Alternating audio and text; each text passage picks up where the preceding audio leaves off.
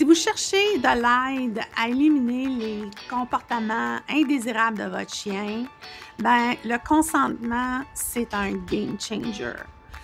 C'est une façon de shifter le focus vers le respect mutuel, puis vraiment nourrir une balance relationnelle entre vous et votre chien. Pensez, à un moment donné, vous marchez sur la rue et puis soudainement, à chaque personne que vous rencontrez, vous saute d'un bras, chatouille votre menton. Je pense que la première chose que vous feriez, c'est de crier haut et fort « Hey, espace personnel, limite ». N'est-ce pas?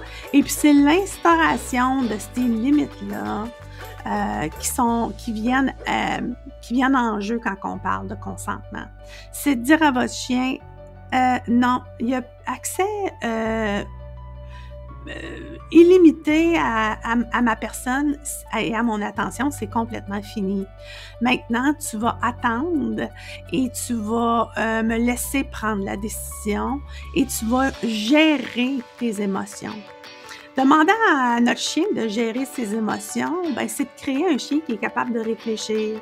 Il n'est plus basé dans ses instincts, il est vraiment à regarder et prendre les cues que vous lui donnez pour savoir comment se comporter.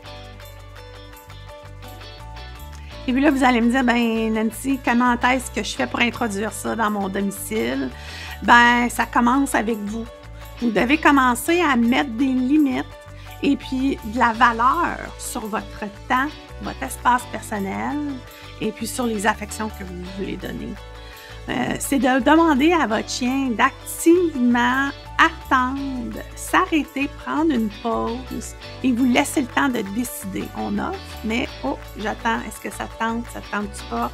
Et puis, pendant qu'il attend, pas d'augmenter son énergie, mais plutôt vraiment d'activement se garder dans une zone calme. C'est ça la clé du succès pour vraiment éliminer le chaos dans votre maison. Commencez à instaurer une relation qui est beaucoup plus intéressante. On ne parle pas de dominance ici, on parle d'une communication claire, on parle de la gestion des émotions, n'est-ce pas? Puis de vraiment avoir un environnement où c'est pas le chaos qui règne. C'est vraiment ce respect mutuel-là, cette politesse-là que votre chien adopte, qui est beaucoup plus intéressante et qui, fondamentalement, lui donne la structure qu'il a réellement besoin pour se sentir heureux et calme. Puis, dans ce cheminement-là que vous faites instaurer le consentement, ben, vous bâtissez une relation beaucoup plus profonde et connectée avec votre chien. Et puis, qui est-ce qui ne veut pas ça? Ça, je pense qu'il n'y a pas personne qui ne veut pas ça.